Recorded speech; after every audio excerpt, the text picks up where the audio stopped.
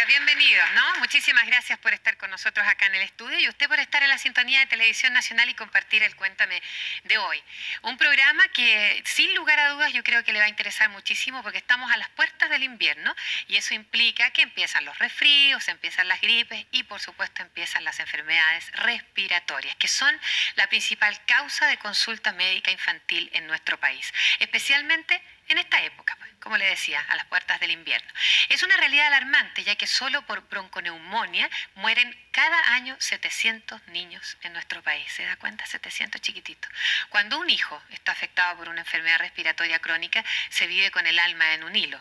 Quienes hoy nos acompañan lo saben muy bien. Ellos son Verónica Bahamondes, madre de 2 niños asmáticos, Berta Arancibia, cuyo hijo falleció por bronconeumonía, y Sergio Ibarra, padre de una niña que padece síndrome bronquial obstructivo. Para ellos pido un aplauso de bienvenida.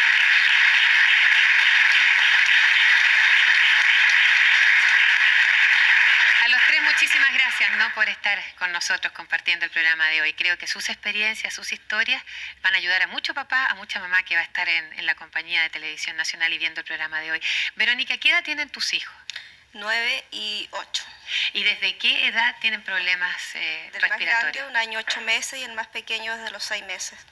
¿Y a ellos se les presentó esto como un simple resfrío? Como simple resfrío, nada más. Y después derivó en una bronquitis. ¿Y de la bronquitis esto se fue complicando? Complicando siempre. Todos los años en invierno ya empezaban las complicaciones, un resfriado prolongado, y después en bronquitis obstructivas ya severas. ¿Cómo fue la última crisis que tuvo tu hija mayor? Tu hijo mayor, perdón.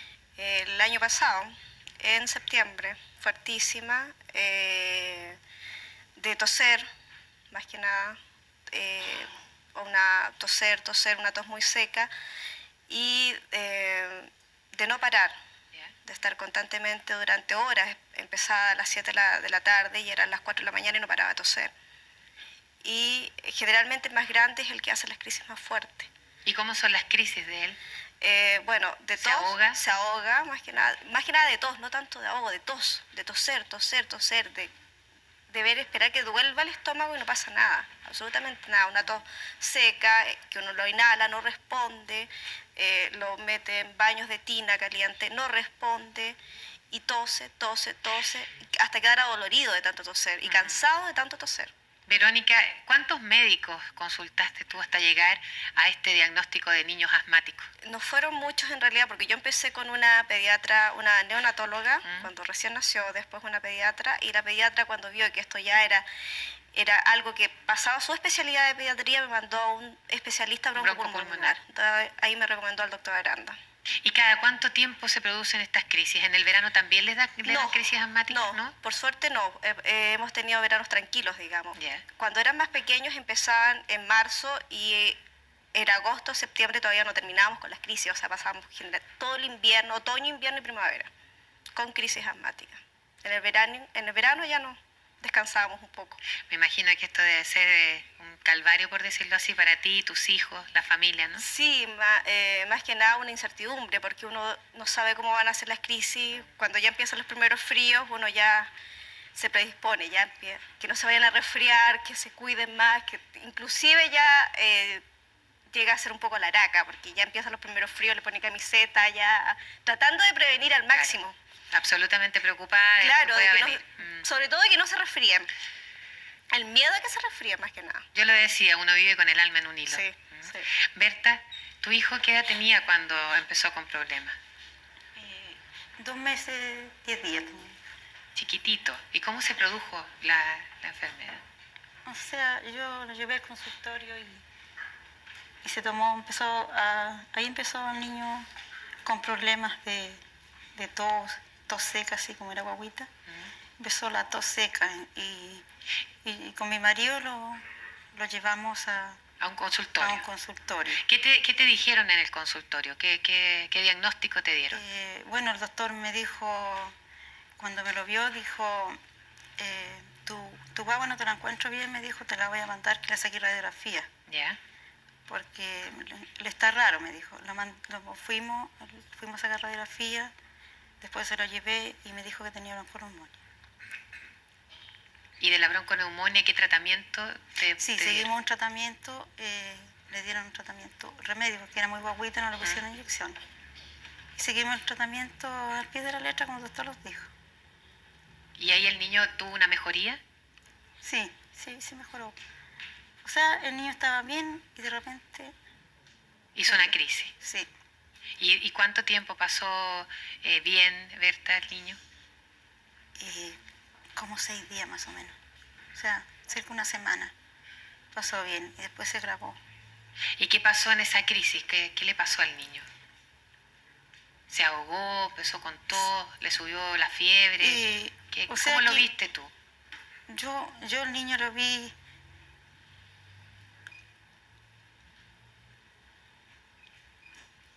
Yo sé, Berta, cuando uno pide que uno recuerde momentos tan dolorosos como recordar cuando el niño estuvo enfermo. Te doy tiempo si quieres que te tranquilices un poquito. Porque yo sé que es difícil. Pero tu testimonio va a ayudar a muchas mamás, Berta. Yo no se lo doy a nadie. No sabes cómo te entiendo. Yo sinceramente no podría decir que sé lo que es perder un hijo. Pero te entiendo porque como mamá sé que es lo que uno los quiere, ¿no? Sí, yo le pido a todas las mamás que sus hijos, cualquier cosa que tengan, que partan a cualquier asistente donde la lleven al médico, que no se descuiden con ella porque perder un hijo es muy grande. Yo lo sé, Berta. Pero lo único que queremos, como te digo, es que con tu testimonio ayudemos a tanta mamá que puede estar pensando que lo que tiene su hijo es un simple resfrío y que no va a pasar a mayor complicación. Sí. Y es bastante grave la bronconeumonía. Y ese día el niño se complicó y tú lo llevaste inmediatamente. Yo lo tenía durmiendo, le había dado su papita, estaba durmiendo el niño. Y yo lo veía bien, posiblemente, yo a lo mejor lo veía bien, pero no era así como yo lo veía, porque más que tan se me agravó, ¿no? tan guaguita, y yo estaba durmiendo y lo encontré moradito. Y ahí el niño estaba... Bueno, tú lo llevaste inmediatamente. Yo partí volando con él, pero empecé a llegar a la posta con el niño. Además que tenemos que contarle a la gente que ese día fue un día especial, había paro de locomoción. Sí, también había. Pero muy triste perder un hijo por bronconeumonía, muy bueno, ya vamos a seguir conversando contigo y te agradezco de verdad, Berta, una vez más el que hayas querido venir a compartir algo tan doloroso conmigo especialmente. Gracias, ¿no? Sergio, en el caso tuyo, ¿cuántos hijos tienen problemas? Tu hija específicamente hija, es la que tiene problemas respiratorios, ¿no? Sí. Esta bronquitis obstructiva crónica.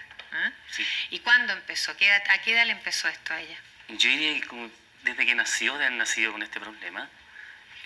Después estuvimos rotando una serie de médicos hasta que vimos con un especialista y que le diagnosticó ese síndrome bronquial obstructivo crónico. Yeah.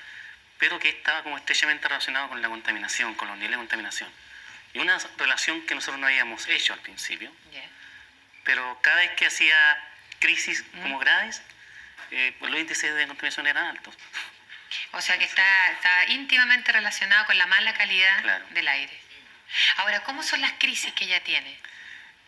Ha habido un cambio cualitativo en las crisis. Yeah. En el sentido de que al principio vomitaba mucho, botaba toda la leche, botaba flema, se ahogaba. ¿Qué edad tenía? De 2 meses en adelante. Yeah. Y el problema era que... Era tan chiquitito como el hijo de Berta. Claro. Y como ella no tenía algunos mecanismos, como no sabía toser. Claro, pues si son tan guaguitas. Claro, entonces, bueno, fiebres altas, 39, cerca de 40. También usamos métodos parecidos a los de la señora, en el sentido de las duchas con agua caliente, paños húmedos para bajar la fiebre, inhalaciones, ejercicio, etcétera. Eso era lo que ustedes hacían de acuerdo a las instrucciones que les daba el médico. Claro, y cuando ya la crisis era muy grande hay que partir de un centro asistencial, porque a veces tipo 1 de la mañana, 2 de la mañana. Mira, le vamos a preguntar al doctor, porque está con nosotros el doctor Carlos Aranda, médico pediatra especialista en enfermedades broncopulmonares. Doctor, en primer lugar, ¿cuáles son las enfermedades más comunes y más peligrosas en cuanto a respiratorias, me refiero, en los niños? Las enfermedades más comunes en Chile y en las grandes ciudades no son las más peligrosas. Ya. Primero. Ya. Estas son el síndrome bronquial obstructivo. Yeah. Dentro del cual hay una serie de enfermedades como el asma, la bronquitis transitoria del lactante y otras. Y las enfermedades más peligrosas, pero que son menos frecuentes, es la bronconeumonía. Como en el caso del niñito de Berta. Como el caso de la señora Berta, exacto. Ahora, doctor, esto que comentábamos entre papás, ¿por qué las crisis por lo general se dan de noche? ¿O es una cosa así? No, se dan las dos cosas. Uno, en la noche está con los hijos y está más atento con ellos. Yeah. Hay silencio, hay reposo. Y uno está más perceptivo y siente los síntomas, los escucha. Y en segundo lugar, en la noche hace más frío. Muchas veces se usan distintos tipos de calefacción que contaminan el ambiente. Y los niveles de contaminación también atmosféricos externos son elevados en el invierno. Exacto. O sea, se dan un conjunto de factores. Y por último, el niño está en reposo, no está jugando. Cuando el niño está en reposo y está acostado, eso significa que la flema que tiene en el pecho, la bronquitis, quedan asentadas en los bronquios y se van acumulando. Cuando el niño está corriendo, juega, las va eliminando, va tosiendo. Pero cuando está durmiendo no ocurre eso. Ese conjunto de factores del niño, la posición en que está el niño en reposo, más los factores de enrarecimiento del aire, por así decirlo, implican que el niño tiene más síntomas y el momento de mayor gravedad en que pueden ocurrir los fallecimientos, las complicaciones y lo que hacen los padres las que la noche peligrosas, lo más grave, claro, y los padres salen al servicio de urgencia o llaman al pediatra, etcétera. Ahora, doctor, usted ha puesto como una de las causas de las enfermedades respiratorias la mala calidad del aire. Sabemos que es una de las causales. ¿Qué otras causas existen para estas enfermedades respiratorias? El clima. El clima es fundamental. El frío agrava las enfermedades, produce enfermedades respiratorias y las agrava. Y dentro de la contaminación del aire hay que mencionar la contaminación externa de la ciudad, en general de la ciudad, y la contaminación intradomiciliaria, el humo del cigarro, las estufas, etc. Pero también influyen en las enfermedades crónicas, como el caso del asma, o en los síndromes bronquiales obstructivos transitorios del lactante. Que son niños que tienen 2 o 3 años bronquitis a repetición y después se recuperan. Exacto. A diferencia de los asmáticos que siguen con bronquitis. Influyen también las relaciones familiares. Es decir, a veces los ataques de asma son expresión de un conflicto emocional. Y yo tengo muchos ejemplos. Aquí hay una paciente mía que ya es grande, Jennifer Neira, que está acá, y yo me acuerdo que uno de los primeros ataques graves que tuvo ella fue cuando andaba con su madre en el centro y ella quería comprar unos blue jeans. Y la madre le dijo que no se lo iba a comprar, no sé qué pasó. Porque cuando nosotros le preguntamos, llegó al hospital, esta niña se hospitalizó durante varios días, estuvo muy grave. Y preguntamos qué había pasado y efectivamente la crisis comenzó cuando la madre le dijo que no le iba a comprar los blue jeans. Y ella o sea, la reacción que hizo... Exactamente. Ella es una asmática crónica y sigue siendo asmática en estos momentos. Sin embargo, lo que le produjo la crisis fue un conflicto emocional en ese momento. O sea que no solamente el asmático puede tener una crisis producto de su propia evolución del asma, sino que también provocada por una situación tensa, de nervio, de shock, de rabia también. Exacto, por eso es muy importante que la enfermedad respiratoria crónica nosotros consideremos este aspecto. Exacto. Tiene que ver con la relación familiar. Si los hijos están abandonados, influye en la enfermedad. Si los hijos están acompañados, la enfermedad es menos grave. Estamos aprendiendo hoy día, doctor, porque sin lugar a dudas las enfermedades respiratorias en nuestro país nos tienen que tener preocupados a todos. Berta vivió la dramática experiencia de perder a su hijo porque no alcanzó a llegar a tiempo al hospital. Se calcula que el 60% de las muertes por enfermedades respiratorias en niños se producen en el hogar o camino a un centro asistencial. Preocupante, ¿verdad? No se vaya porque vamos a seguir tratando este interesante tema de hoy en el Cuéntame. Dime lo que sientes, cuéntame tu historia. Cuando un niño padece una enfermedad respiratoria grave, se extreman absolutamente los cuidados y se viven duros momentos en las crisis. Para los pequeños, la enfermedad implica limitar sus juegos infantiles, cambiar, ¿no es cierto?, todas sus posibilidades de diversión, hacer una vida especial. Pero ¿qué pasa con la familia? ¿Cómo afecta también a los papás, a los abuelitos? Se involucra a toda la familia. Verónica, ¿qué ha significado para ti y tu familia el tener 2 niños asmáticos? ¿Has tenido que cambiar mucho tu sistema? Yo me casé siendo muy joven. A los 9 meses de casada tuve mi primer hijo y al año 8 meses él empezó con crisis asmática. Imagínate. Cuando uno está en toda la edad de querer salir a lo mejor con el marido, en fin, y abruptamente tú tienes que dejar de salir de noche porque lo correcto sería a lo mejor salir con el niño. Ya no, se queda el niño, para eso significa, o sacrificábamos a alguna suegra que se quedara con el niño, pero si el niño estaba enfermo no se podía. Ahí hay un problema también que implica mucha responsabilidad, porque si tú le dejas el niño a la suegra y le pasa algo al niño, imagínate, pobre suegra. No, y uno no sale tranquila. De hecho, ya uno no sale tranquila. Cuando están más grandes y las crisis también van aumentando, igual, uno ya no sale tranquila. Yo no trabajé. Yo terminé mi profesión y nunca pude ejercer. ¿Cuál es tu profesión? Profesora básica. Justamente por lo mismo. Porque ¿qué sacaba con estar trabajando? Si a lo mejor de marzo, abril, mayo, junio iba a tener que estar con licencias. Exacto. ¿Qué colegio me iba a aguantar estar trabajando y estar todos los días preocupada de los niños, de licencias, en fin, sobre todo que los dos son muy seguidos y los dos con los mismos problemas? Si bien uno es menos, pero igual. Después tuvimos que cambiar todos los hábitos de la casa, ya aprender a... De hecho, mi marido también se transformó en un fumador nocturno, digamos, cuando ya, a pesar de tener 2 niños asmáticos, él fuma, y en un fumador nocturno, en el patio, ya la casa nadie, y si llega alguien a la casa fumando, se apaga el cigarro fuera en la casa, o bien se entra directo al patio. O sea, las precauciones, incluso hasta la gente que llega a la casa, de que los niños no pueden estar en ese ¿Y cómo, ambiente. fíjate, que es una pregunta, ¿cómo reacciona la gente cuando tú le pides eso? Bien. ¿Sí? No, es que yo les he explicado y digamos, mucha gente me ha visto cuando los niños han estado enfermos y cómo he tenido que salir con ellos, el sacrificio que implica el de repente pasar noches enteras en que tú no duermes, en que tú no puedes, sencillamente porque estás pendiente de que el niño se vaya a ahogar, de que si tose, de que te levantas a cada rato. ¿Cambiaron tus hábitos entonces de sueño? Todo. Obviamente yo tengo hábitos nocturnos. ¿Cómo cuáles? ¿Te levantas a mirarlos de repente? A cada rato en las noches, aunque estén bien.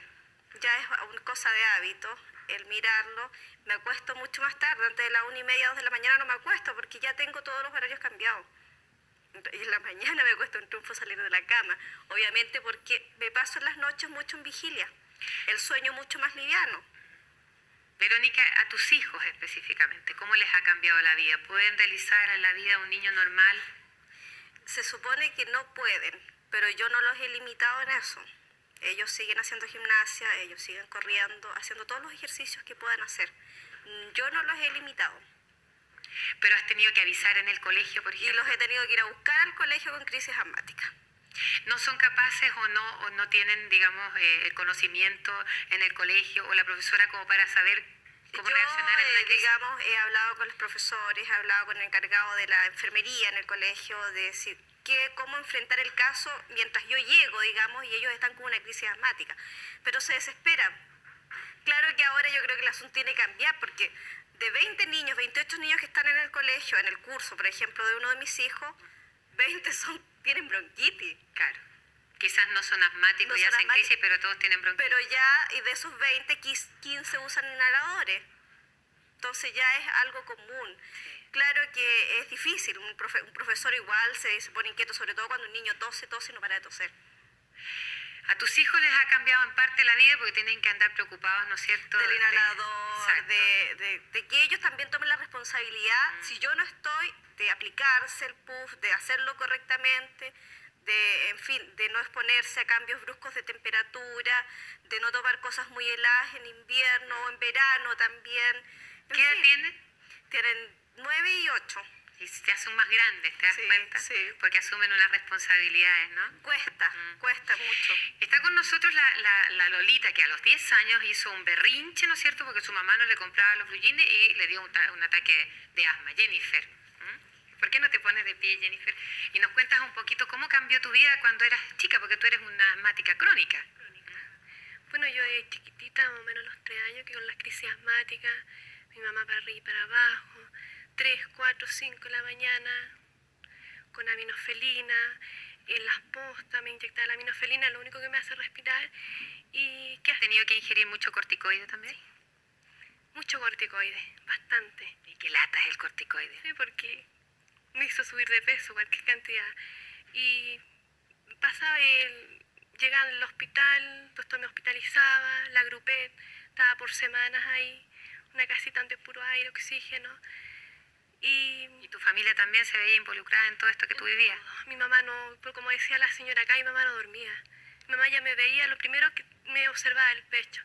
Me decía, hija, ya te está hundiendo esta parte, vámonos a la posta. Jennifer, y ahora en tu vida adulta también implica que tienes que hacer una vida diferente. Bueno, diferente, algo me ha cambiado, que ahora tengo un niño, tiene 9 meses. Gracias a Dios no me pasó nada en el parto, fue parto normal.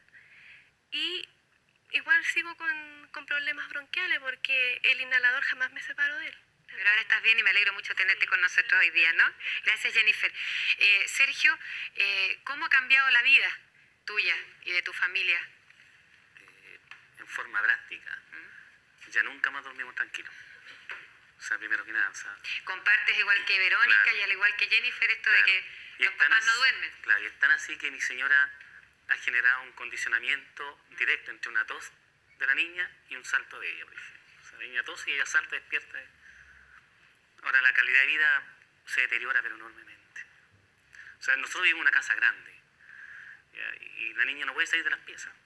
Entonces ha generado también una cultura enferma. O sea, ella ya ahora sola va cerrando las puertas y juega en las piezas. Ella solita ha ido asumiendo, claro, su condición de esta enfermedad, claro, bronquial crónica. En el colegio, ¿cómo lo hace? Bueno, ella va en kinder. El año pasado le llevábamos las pastillas inhaladoras al jardín. Este año va en la mañana y es un programa de relaciones con los niños. Ella, bueno, como decía la señora, nosotros hace ya algunas semanas que la mandamos en un furgón al colegio y con pasamontaña. Lo que al principio genera un poco de burla en los compañeros, ¿cierto? Es que es un poco extraño en verano, con calor y la niña con pasamontaña. Y, ¿Ella no se opone a eso? No, ella ha hecho cualquier cantidad de cosas que en la desesperación por la enfermedad uno recurre a todo, a la medicina no tradicional, a milagros, de repente. Bueno, cuando uno tiene un hijo enfermo, como mamá o como papá le dicen, mire, hay alguien que le puede dar una solución, y uno corre a donde sea, ¿no? Claro. En el caso tuyo, Berta, ¿te hubiera gustado, o pensándolo ahora, haber pedido más información al doctor que te lo atendió? Sí, porque yo pienso que ahora se usa mucho de ayudar con las flemitas, a soltar las flemas, que la kinesióloga que hace eso, no lo hicieron al niño.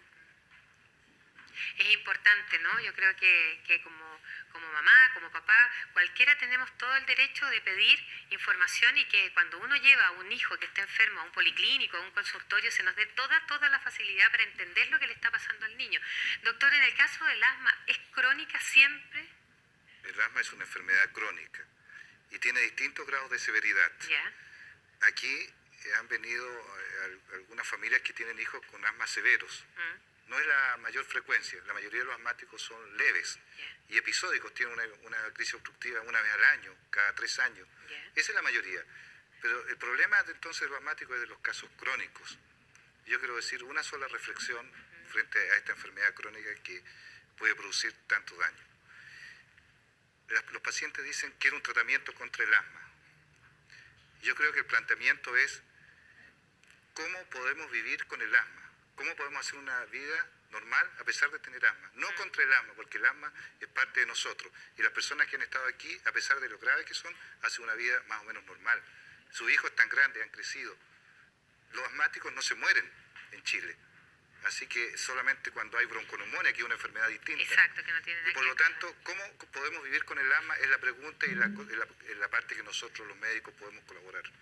Doctor, ¿un resfrío común, corriente, que empiece como un simple resfrío, puede derivar en algo más grave? No. Un resfrío común y corriente es un resfrío, termina alrededor de los 7 días. ¿Cuándo entonces hay complicaciones? Las complicaciones son porque la persona ya tiene un hándicap, la persona ya tiene un daño, una predisposición a tener asma o a tener bronquitis obstructiva recidivante. Si la persona tiene esa predisposición, cualquier resfrío se va a transformar en una enfermedad más grave. Ahora, ¿cómo poder cuidar bien un resfrío común? El resfrío común se trata con reposo, control de la temperatura y manteniendo al niño en la casa. Eso es todo lo que hay que hacer. Ahora, si ya uno ve que hay obstrucción, ¿sirven los famosos vaporizadores, por ejemplo? Cuando hay una obstrucción, bueno, ya es una señal de que tal vez debería consultar con el doctor o en un servicio asistencial. Y en ese caso pienso que no hay que usar vaporizadores por su propia cuenta, porque los vaporizadores pueden no ser útiles y pueden dar la falsa idea de que nosotros estamos haciendo tratamiento. Ahora no indicamos vaporizadores en la casa en general. Ahora ya no. No se usan. Porque a mí me tocó con mi hijo tiene 11 años ahora, y a los 8 meses me hizo una crisis de bronquitis obstructiva y sí utilizamos vaporizadores, pero estoy hablando de hace 10 años atrás. Las cosas han cambiado. Por ejemplo, quiero decir que la aminofilina que usaba Jennifer hoy día no se usa como tratamiento del asma. En ese tiempo no existían estos inhaladores y estas mascarillas. ¿Cómo funciona esa mascarilla, doctor? Se pone este inhalador, primero es importante agitarlo. ¿Ya? Produce un vapor, sí, y es un medicamento. Se coloca en esta mascarilla y se introduce entre la nariz y la boca. Y por lo tanto el niño con su respiración normal, sin hacer ningún movimiento especial, claro, la guaguita en su respiración normal, te ingresa al aparato respiratorio. Esto es mucho más efectivo, 10 veces más efectivo que cualquier otro medicamento que se inyecte o que se tome.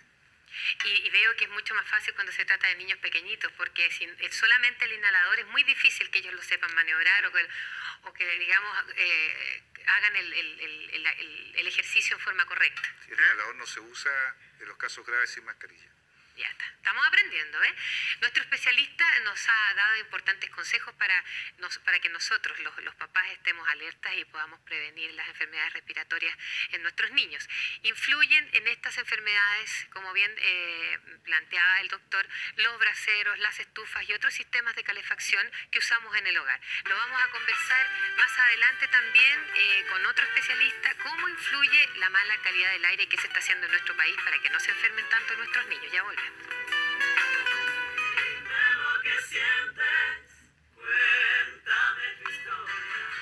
Durante el invierno, las enfermedades respiratorias llegan a convertirse en el 80% de las consultas pediátricas en el país.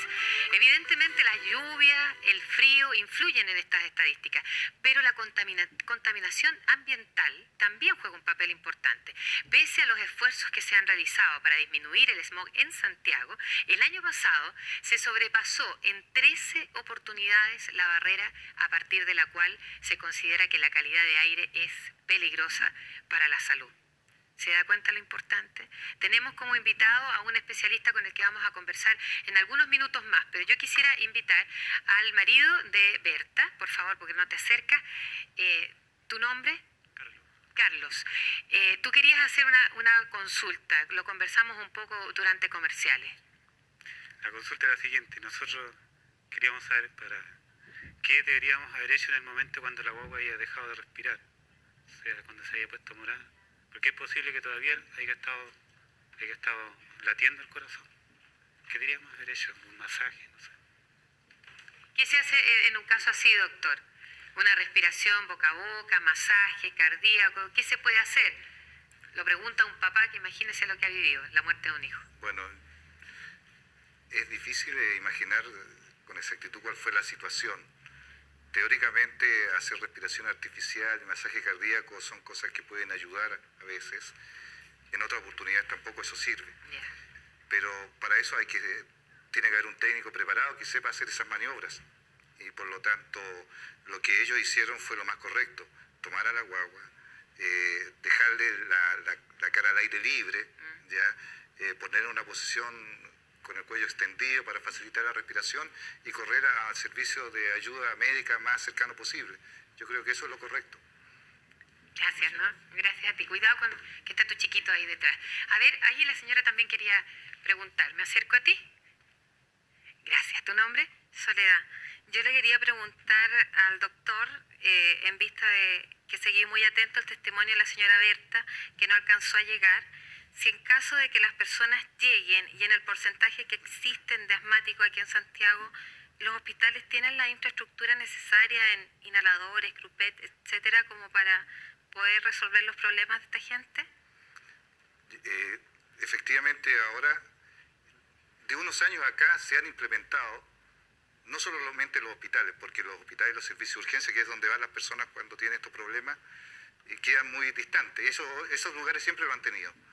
Por lo tanto, se implementó a partir del año 90 lo que se llama la sala de hospitalización abreviada, que son lugares especiales que están dotados con inhaladores, con bombas de aspiración, mascarilla, etcétera, y con personal entrenado, kinesiólogos y médicos especialistas, que están en condiciones de absorber estos problemas. Hoy día existen, y eso ha sido algo gradual, 200 salas de hospitalización abreviada en todo Chile. O sea, están implementando ya. Gracias, Soledad. A ver, aquí había alguien más que también quería preguntar. ¿Tu nombre? Berta. Berta. ¿Para quién es la pregunta? Para el doctor, quisiera saber si esto podría, el asma podría ser un problema, un factor hereditario. Sí, ¿Hereditaria? el asma es hereditario. Definitivamente. Sí. ¿Tú eres asmática? ¿No? ¿Tienes a alguien en la familia que es? Muy cercana a mí tiene asma y quisiera saber si influía esto ya debido a que para que muchas familias se preocupen. Pero, perdón, sí, quiero por favor. complementar, porque no significa que todos los hijos de una madre asmática vayan a ser asmáticos. Tienen mayor riesgo, mayor posibilidad de ser asmáticos, pero no todos son asmáticos. Doctor, otra pregunta, y esta es mía. ¿El asma puede presentarse ya siendo adulta la persona? Claro, la mayoría de los asmáticos presentan su enfermedad antes de los 7 años de vida. Después de los 7 años de vida es muy infrecuente que se presente el asma. Lo que ocurre generalmente es que hay personas adultas que han tenido algunos síntomas de asma muy leves cuando pequeños, que no lo han reconocido. Y después cuando son adultos tienen el asma propiamente tal, producto de su situación, de la forma en que laboran, etcétera, del cigarro, etcétera. A ver, ¿tu nombre? Erika. Yo quería hacer una consulta sobre el inhalador.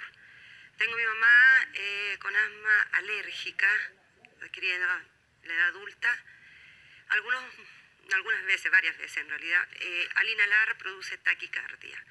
Siendo alérgico, yo soy paramédico, he tenido que utilizar betametasona, por orden del médico, lógicamente, para poder quitar todo ese tipo porque siendo alérgico, quiero saber si existe otro tipo de inhalador o de método que se pueda utilizar. Todos los inhaladores que producen... Gracias. Perdón, todos los inhaladores que producen broncodilatación inmediata tienen un efecto secundario que es la taquicardia. Los inhaladores recientemente desarrollados producen muy poca taquicardia. La taquicardia es mucho más infrecuente en los niños, es más frecuente en los adultos, especialmente si ellos tienen problemas cardíacos. Y esta taquicardia que producen los inhaladores no es mayor a la que se produce cuando las personas corren o tienen alguna emoción importante. Por lo tanto, no hay riesgo. No hay problema, solamente en algunas personas que tengan otros problemas, otras enfermedades en que la taquicardia puede ser un factor agravante. Esa es la única exclusión que podríamos usar para emplear estos inhaladores. Ya vamos a hablar del costo de estas cosas, del costo de todo lo que implica tener un hijo asmático, pero vámonos a la parte de la calidad del aire. Hoy está con nosotros Javier Vergara, director de la Comisión Regional de Medio Ambiente, COREMA. Javier, le tocó las respuestas más difíciles, porque sin lugar a dudas, yo sé que se están haciendo cosas, pero parece que no son nunca suficientes. Bueno, yo creo que efectivamente este es un problema en que estamos viendo las dificultades y los problemas que presenta la vida cotidiana de todos nosotros, todos los que tenemos niños, un poco vivimos esto, y yo quiero resaltar un poco lo que ha dicho el doctor de varios factores de riesgo. Tenemos que trabajar todos esos factores de riesgo. Uno de esos factores de riesgo es la alta contaminación. Yo creo que a pesar de que han habido bajas, tú dijiste algunos números recién respecto a los números de alta contaminación del invierno, nosotros partimos el año 89 con 36 días con esos niveles. Ahora yo hablaba de 13 un poco menos en realidad, no sé. Pero el punto no es ese, porque acá hay una cosa que es muy claro, que cada uno de esos días que se baja cuesta más bajarlo. O sea, todos recordamos las micros que teníamos el año 90 en las calles. Las micros son mucho mejores, pero todavía vemos echando humo y todavía se fiscalizan, y por lo tanto el esfuerzo colectivo debe ser mucho mayor, y cada vez el esfuerzo personal también debe ser mucho mayor. Yo quiero resaltar un poco esa labor fundamental que cada uno de nosotros tiene en su responsabilidad respecto de que emite polvo, respecto de que emite mucho el auto, respecto que fuma, o la calefacción que usa en la casa. Y que realmente lo que tenemos que poner énfasis en esto, en que este problema que es colectivo, es de toda la ciudad, cada uno de nosotros juega un rol fundamental, y no solo el micrero, que también la tiene que jugar la micro, sino que el rol de cada uno de nosotros. ¿Y qué falta por hacer, Javier, desde tu punto de vista? Yo creo que falta mucho. Primero falta este convencimiento personal de cada uno de nosotros de que estamos afectando la calidad de vida de nuestros hijos y la calidad personal de vida, desde la calefacción hasta porque cuando uno baja y ve que todos los autos van con una persona y la gente no se da el trabajo de compartir auto o de no usar el auto. Tenemos que seguir fiscalizando a las personas que contaminan, haciendo más estrictos los niveles de emisión permitidos, mejorar las revisiones técnicas. El sistema de transporte en general en Santiago todavía deja mucho que desear y hay bastante que mejorar. Yo creo que lo que falta es mucho, pero sobre todo lo que falta es una toma de conciencia. Es la conciencia de cada uno de que cada uno puede ayudar a mejorar la situación. O sea, no es la conciencia que existe el problema, sino que cada uno de nosotros, qué rol juega en solucionar el problema, en disminuir y en mitigar este problema. Ahora, ¿cuáles son los factores de contaminación al interior de la casa? Bueno, ahí son los clásicos, la calefacción. Nosotros vemos en muchas casas en este país, este es un país con importantes niveles de pobreza, se ocupan braseros en las casas. Las mamás van con los niños a las postas por problemas de respiración y vuelven a un lugar más contaminado a veces que el exterior. A veces en la calefacción a parafina, una estufa mal mantenida, puede echar unas cantidades de humo enormes. Y por lo tanto tenemos que preocuparnos, ojalá tengamos una calefacción que el tubo salga fuera de la casa, y si no se puede, hay que preocuparse de limpiar la estufa, de que esta funcione bien. Tenemos que preocuparnos de que en las casas ojalá entre la menor cantidad de frío posible, o perder más bien, de perder la menor cantidad de calor, y de ese modo sellar, si es con papel de diario, con Plumavit. Tenemos que abrigar bien a nuestros niños. Yo creo que el rol que cada uno, padre, madre, juega en esto es fundamental. Y tenemos que darnos cuenta de cuando regamos las calles, barrer un poco primero, levantemos menos polvo.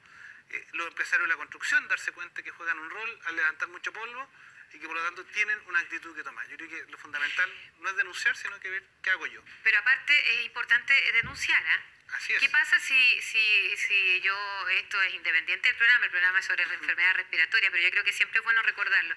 Si tú dices que todavía vemos micros echando una cantidad de humo impresionante, ¿qué pasa? ¿Hay todavía un teléfono verde como existió? Hay donde un poder... teléfono, hay el 236-2222, en que cada uno cuando ve una micro que ve que está tirando mucho humo, se puede denunciar. Lo que debemos decir es que nos llegan esas denuncias, se fiscalizan esas micros y el porcentaje muchas veces de rechazado no es tan alto y por lo tanto tenemos que preocuparnos de fiscalizar bien, de denunciar bien y creo que precisamente esos teléfonos son para que la gente colabore. 236-2222. Así es, y la gente tiene el derecho de llamar y ojalá nos ayude lo más posible a mejorar la fiscalización porque tiene que ver con vivir mejor todo. La pregunta para los dos, ¿cómo podemos proteger más a nuestros hijos con respecto a la contaminación?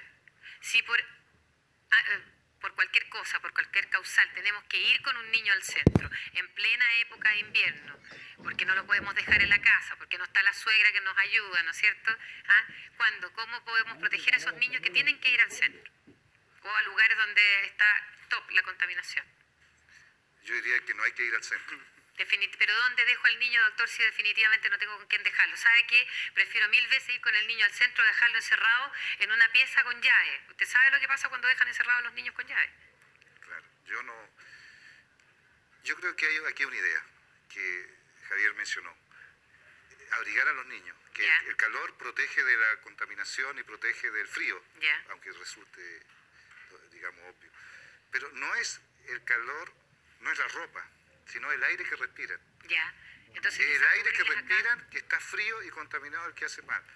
Sí, yo creo que pueden ayudar mascarillas, yo creo que pueden ayudar un pasamontaña, como lo hace Sergio con su hija. Que el tiempo de exposición sea el menor posible. Y hay contaminaciones que dependen de uno, como el tabaquismo, como el tipo de calefacción que uno tiene en la casa. Y si el niño presenta síntomas, hacer tratamientos precoces, no esperar que la enfermedad sea grave, empezar rápidamente con tratamientos de inhaladores y con medidas médicas precoces. Ahora, doctor, antes de terminar el programa y de cerrar, yo dije que, y siempre me ha preocupado, que sobre todo en los programas en que nosotros tratamos un tema sobre salud, siempre recae la interrogante de qué pasa con la gente que no tiene los recursos para comprar un inhalador. Ese inhalador cuesta 1.500 pesos más o menos. ¿El que usted tiene? Sí, porque, exacto. Los inhaladores han bajado en el transcurso del tiempo en la medida que son consumidos por una cantidad importante de la población. No le puedo creer que están en 1500 de verdad. Y a medida de que la contaminación va siendo mayor, hay más enfermos, se consumen más inhaladores, bajan los precios por una razón de mercado. Pero lo importante es que yo creo que esto es único en todo el mundo. Chile tiene inhaladores gratuitos para el sector público que se atiende en los consultorios. No le puedo creer, ¿eh?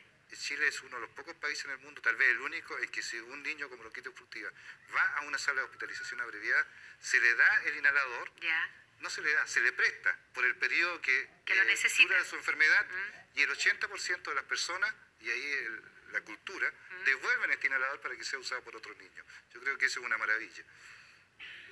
Mire qué lindo lo que nos acaba de contar el doctor. O sea, existe la posibilidad de ayudarle a usted si no tiene los recursos para mejorar, ¿no es cierto?, a su hijo de una bronquitis obstructiva, de una complicación, de un asma. Un millón de gracias, Javier. A Verónica, a Berta y a Sergio, gracias por haber compartido lo que ustedes han vivido como papás de niños con problemas respiratorios. Hemos visto que existe una relación directa entre la contaminación del aire y las enfermedades respiratorias. También con respecto a la contaminación que tenemos en nuestras propias casas.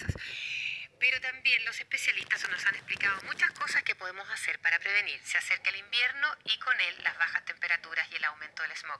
Quizás todavía estamos a tiempo para tomar precauciones y logremos así evitar que muchos de nuestros niños enfermen durante esta época.